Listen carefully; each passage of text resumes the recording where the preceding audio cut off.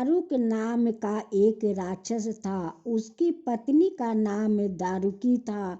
उन दोनों ने घोर तपस्या करके देवी दुर्गा को प्रसन्न किया था। देवी उनके समक्ष प्रकट हुई। दारुक और दारुकी वर मांगे। माते, हमें कृपा करके ऐसा नगर वरदान करे जो अजय हो और जिसमें एक सुंदर उपवन हो। तुम्हारा मन बचित वर मैं तुम्हें वरदान करूंगी, परंतु एक बात ध्यान रखना, धर्म का त्याग मत करना। आदि तुम सन्मर्ग से च्युत होकर प्राणियों को कष्ट देंगे तो तुम्हारा विनाश निश्चित है। इस बात का विशेष ध्यान रखें। माँ दुर्गा की कृपा से उन राक्षसों को 64 मील लंबा और 64 मील चौड़ा एक सुंदर नगर प्राप्त हुआ। यह सागर के पश्चिमी तट पर स्थित था और इसमें एक सुंदर उपवन शोभामान था।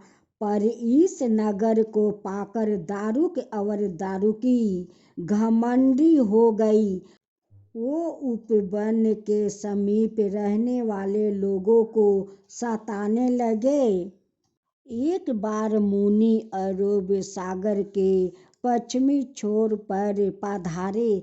वहाँ के निवासियों ने मुनि को उन्हें उन राक्षसों द्वारा दी गई यातनाओं के बारे में बताया।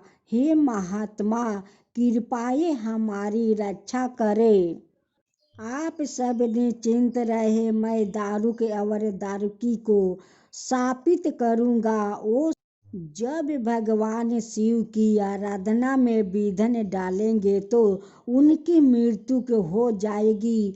वो समय निकट आ रहा है। मुनि के वचनों को सुनकर लोगों में आशा और बल का संचालन हुआ और उन्होंने उस राक्षस चंपित से युद्ध करने की ठानी। दारुक और दारुकी ने उन्हें पकड़कर उस टापू पर बंदी बना लिया।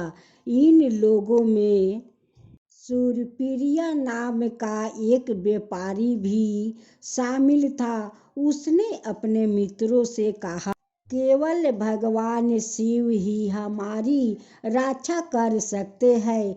चलो हम सब मिलकर उनकी आराधना करें। हाँ, हमारे बचाव का एकमात्र रास्ता शिव जी की आराधना करना है। सूरप्रिया ने अपने हाथों से एक पाथरी शिवलिंग का निर्माण किया। सभी बंदी उस शिवलिंग की पूजा करने लगे। राक्षस चंपित ने यह सब देखा। ये लोग क्या कर रहे हैं? क्या ये शिव पूजन कर रहे हैं? जब जगदम्बा ने अम्बे वरदान दिया था उस समय उन्होंने हमें यह कहकर संचेत भी किया था कि यदि हमने विशेष भक्तों को सताया तो हमारा विनाश हो जाएगा। क्यों हमारी मृत्यु निकट है? दारुक भयभीत हो गया। उसने सूरप्रिया को डराने धमकाने की चेष्टा की, पर सूरप्रिया ने अपनी पूजा और आराधना जारी रखी। सूरप्रिया, तुम किसकी आराधना कर रहे हो? सत्य बोलो, वरना मैं तुम्हें मार डालूंगा। ओम नमः शिवाय। हे महेश्वर, आप ही मेरे माता पिता है, देव है। महादेव, त्रिपुरी, कैलाशपति, विश्वनाथ, करुणा के सागर, मैं आपकी चरण में आया हूँ। कृपया हमें इन राक्षसों से के त्रास से मुक्ति कीजिए। सूर्यप्रिया की प्रार्थना से प्रसन्न होकर भगवान शिव वहाँ प्रकट हो गया और उन्होंने अपने त्रिशूल से दारुके और दारुकी का वध कर डाला।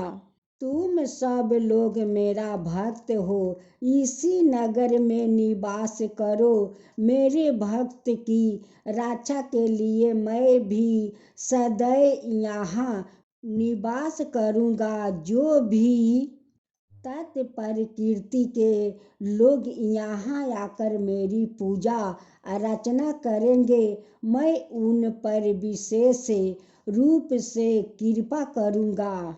उस स्थान पर भगवान शिव की एक दिव्य लिंग में स्थापना हुई। एक पंचमुखी नाग ने वहाँ उनकी आराधना करके मुक्ति प्राप्त की। इस कारण उस स्थान का नाम पारा नागेश्वरम में।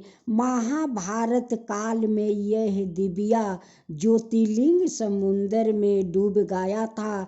एक बार 5 पांडवों वहाँ आए और शिवलिंग को ना पाकर उसके बारे में पूछने लगे।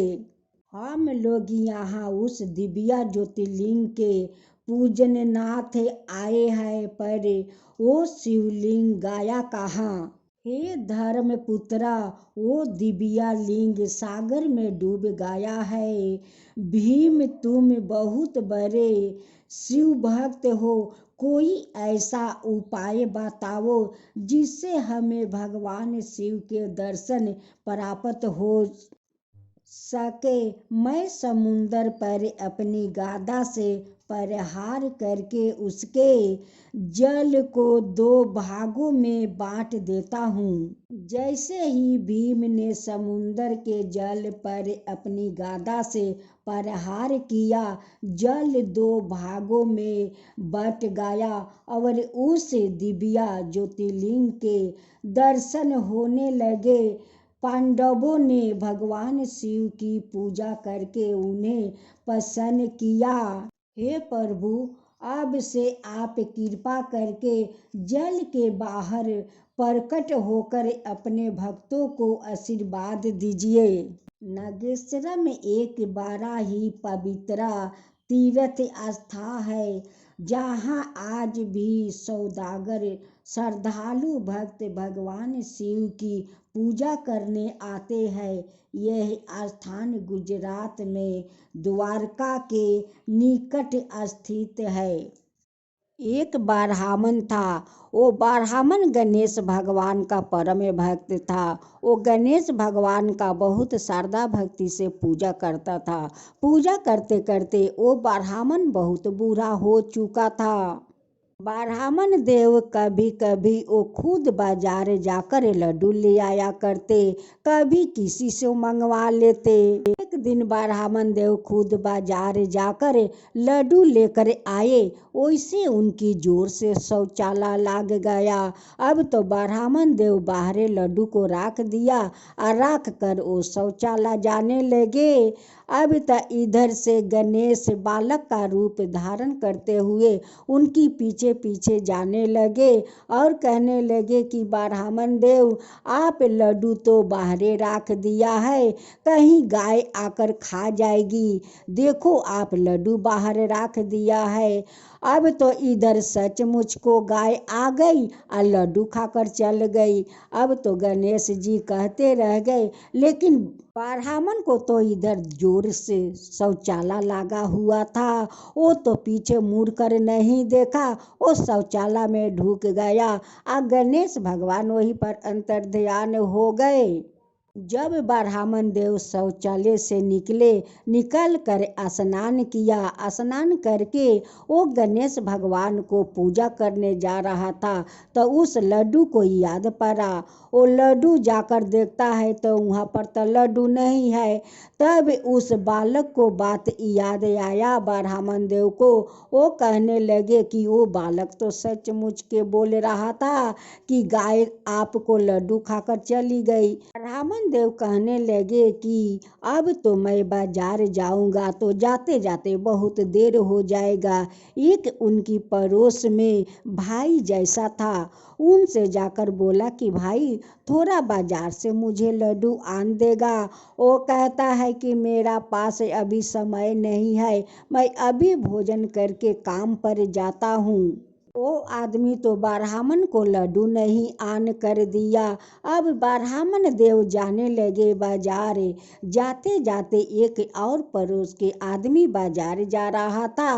वो दावा लेने के लिए उनकी बेटा के हाथ छुरी से कट गया था, उसलिए वो दावा लाने जा रहा था। ब्राह्मण देव को देखा तो कहने लगा कि ब्राह्मण चाचा आप कहाँ जा रहे हो। ब्राह्मण कहने लगे कि बेटा मैं जा रहा हूँ लड्डू लाने। वो आदमी कहने लगा कि चाचा मैं भी बाजार जाता हूँ, मेरा बेटा के छुरी से अंगुरी कट गया है, उसलिए दावा लाने जा रहा हूँ। पहले दीजिए, आपको मैं लड्डू आन कर देता हूँ, तब जाकर अपना बेटे के लिए दावा ले आऊँगा।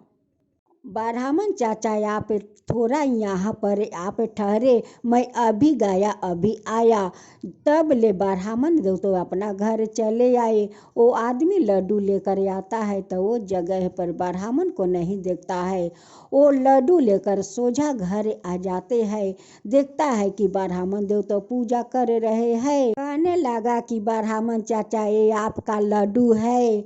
ब्राह्मण देव कहने लगा कि बेटा ठीक है, दो लड्डू, थोड़ा बैठो, जब मैं गणेश को भोग लगा लेता हूँ, पूजा कर लेता हूँ, तो थोड़ा प्रसाद लेते जाओ। वो आदमी वहाँ पर बैठ जाता है। ब्राह्मण देव पूजा पाठ करते हैं, गणेश को भोग लगाते हैं। जब पूजा समाप्त हो गया तब ब्राह्मण देव फूल और लड्डू दिया कि बेटा ये प्रसाद ले जाओ, अपना बच्चों को खिला देना। वो आदमी प्रसाद लेकर अपना घर जाता है और अपना बेटा से कहता है कि बेटा ये गणेश भगवान का प्रसाद है, खा लो। वो फूल उनकी कटे हुए हाथ पर रख देते हैं और लड्डू अपना बेटे को खिला देते हैं। उतने घड़ी में जब कटे हुए हाथ देखता है तो उनकी अंगुरी जोड़ गया है। अब तो कहने लगा कि ये तो चमत्कार हो गया, ये गणेश भगवान को प्रसाद खाकर मेरा बेटा को चमत्कार हो गया, इस फूल से चमत्कार हो गया। जो भगवान करते हैं वो अच्छे के लिए करते हैं। ये तो ब्राह्मण चाचा को लड्डू ले आने का चमत्कार है। वो नहीं रास्ता में मिलता और नहीं वो बोलता कि मैं लड्डू लेने जा रहा हूँ।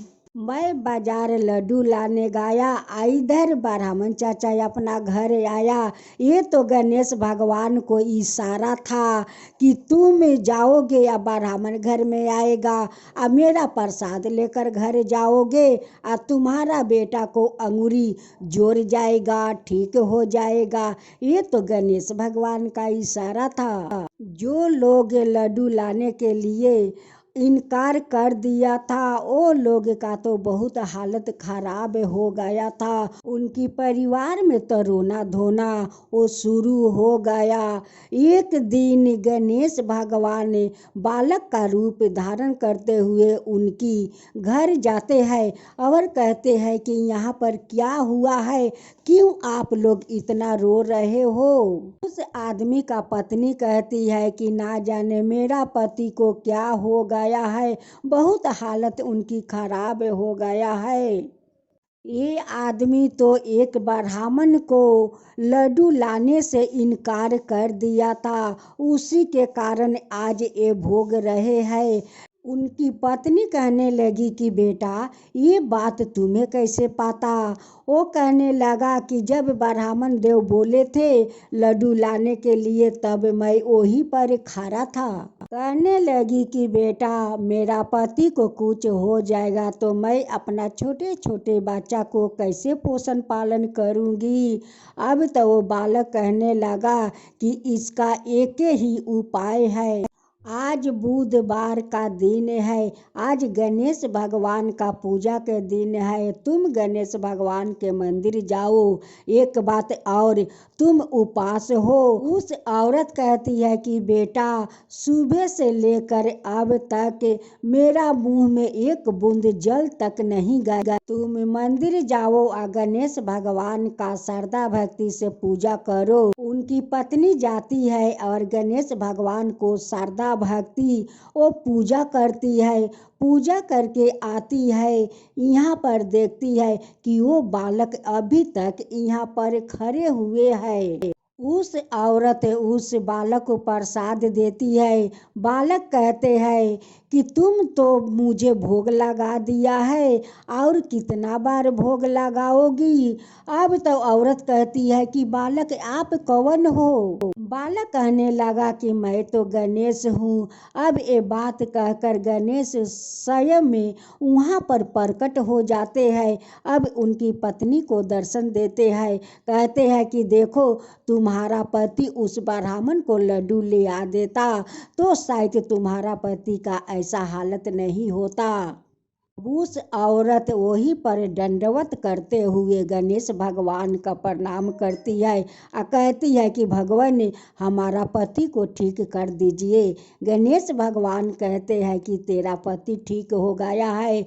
जो मेरा श्रद्धा भक्ति से पूजा पाठ करेगा उन पर मेरा कृपा होगा, उन्हें पुत्र प्राप्ति होगा, वैकुंठ प्राप्ति होगा। जो लोग मेरा श्रद्धा भक्ति से पूजा करेगा उसका ऐसे ही मैं कृपा करते रहूँगा। उनकी पत्नी हर बुधवार को उपवास रहती है और गणेश भगवान का श्रद्धा भक्ति से पूजा करती है।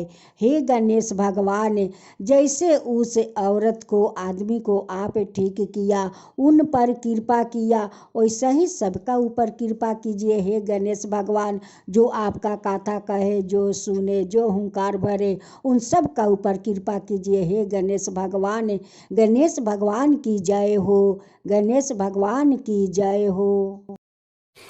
जय गणेश जय गणेश जय गणेश देवा, माता जानकी पार्वती पिता महादेवा।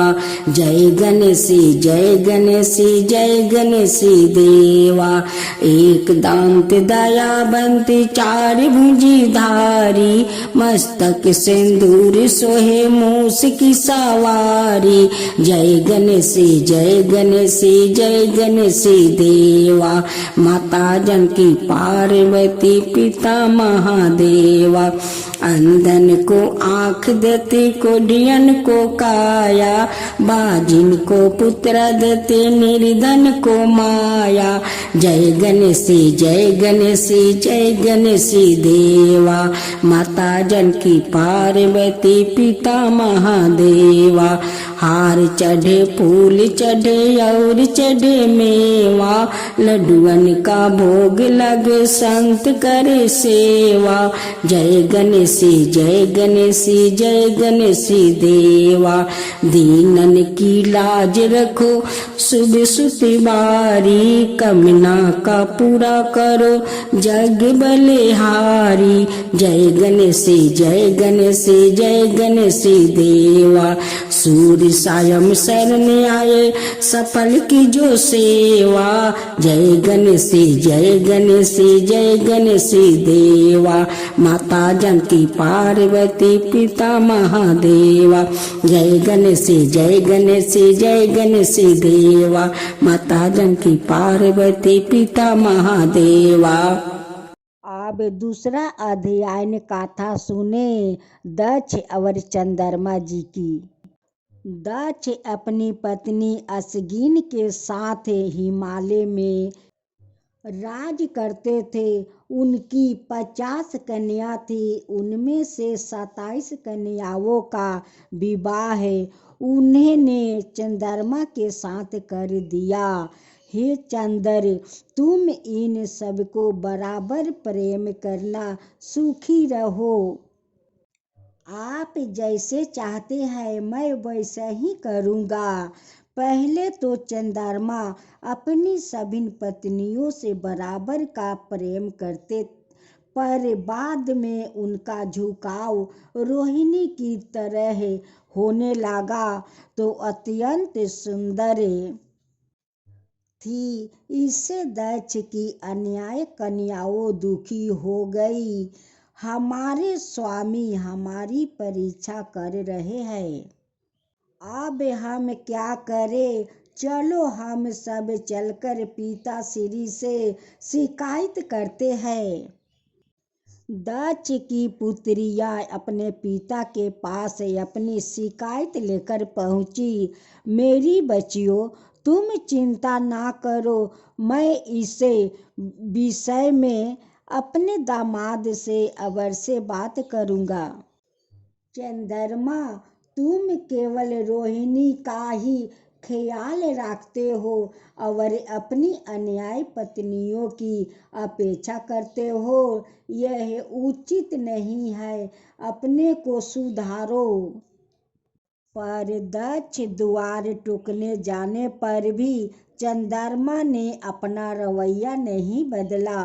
दक्ष की कन्याओं दोबारा रोते रोते अपने पिता के पास गई।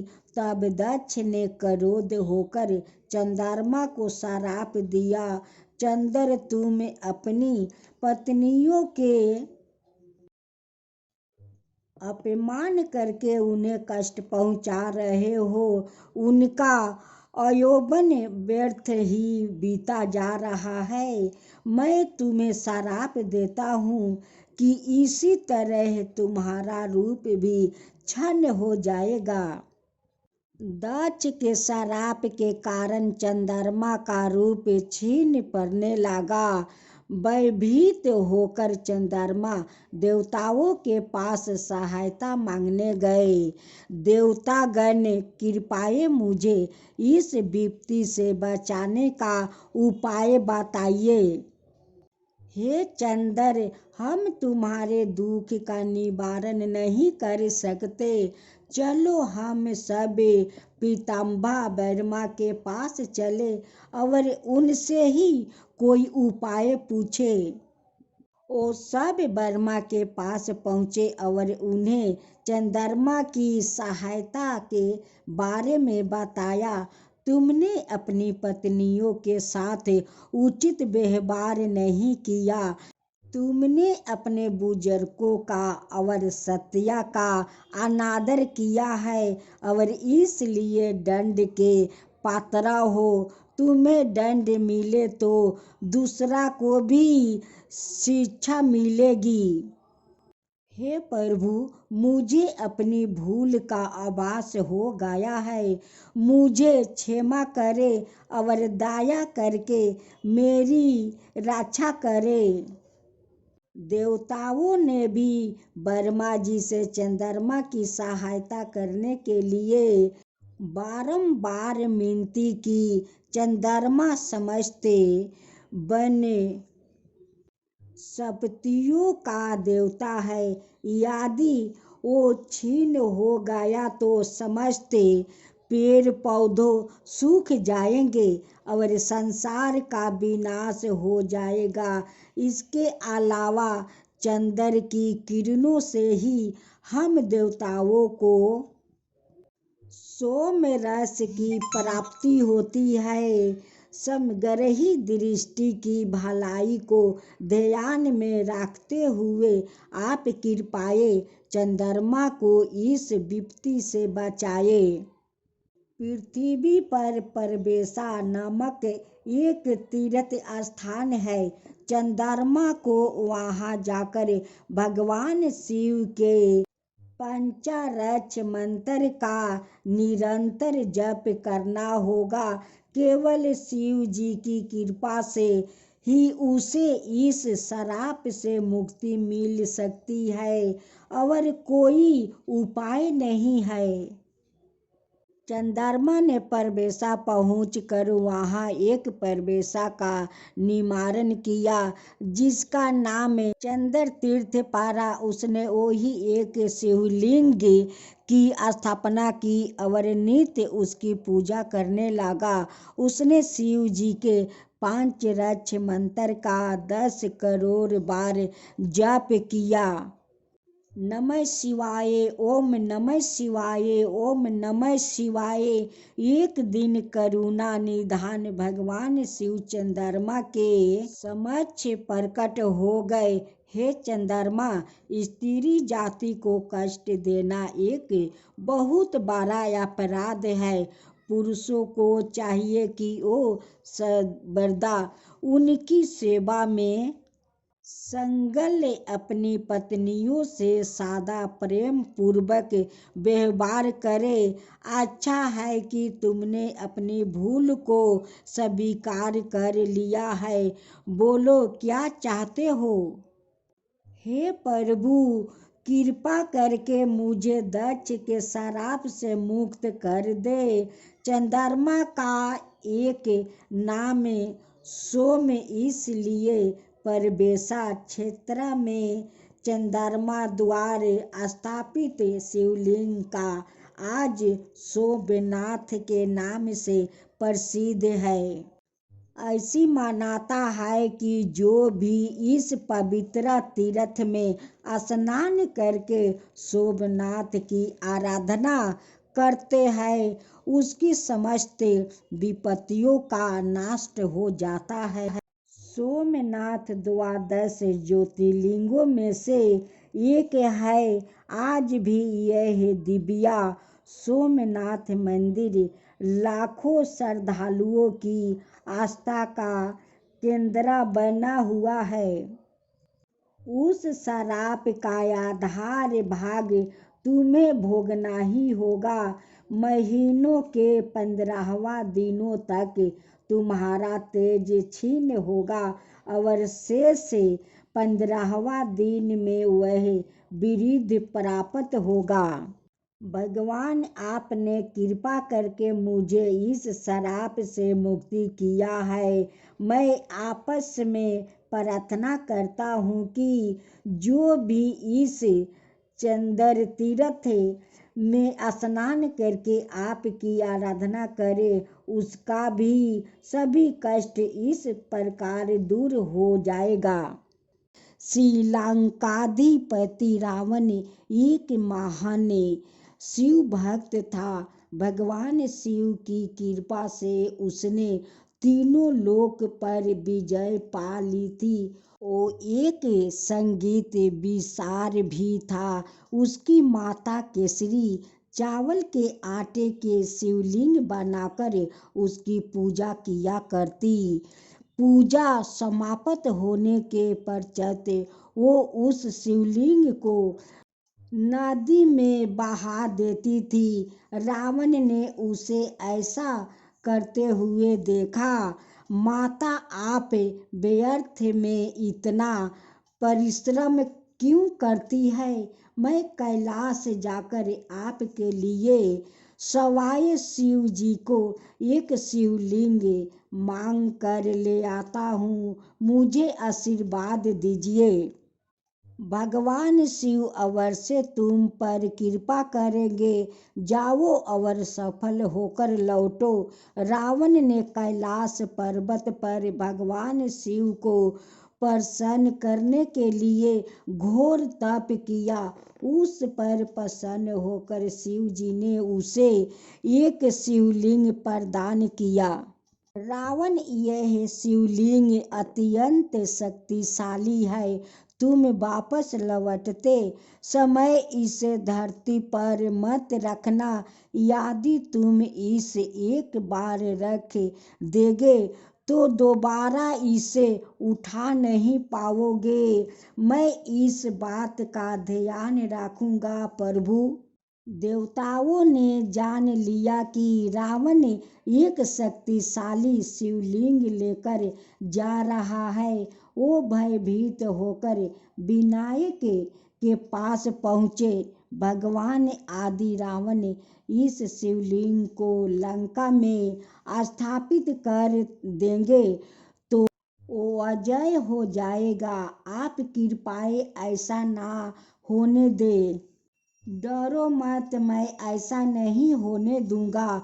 जब रावण उस शिवलिंग को हाथ में लिए लंका लौट रहा था, विनायक रास्ते में उसे एक ब्राह्मण का रूप में मिले। उन्होंने अपनी माया से रावण के पेट में गड़बड़ी मचा दिया। हे ब्राह्मण देवता, आप बड़े ही उचित समय पर पधारे हैं। आप कृपाएं इस शिवलिंग को अपने हाथ में रखिए। मैं शौच क्रिया से निवृत्त होकर इसे ले लूंगा, पर ध्यान रहे इसे धरती पर मत रखिएगा। अच्छी बात है, पर देर मत करना। देर होने पर मैं तुम्हें 3 बार पुकारूंगा।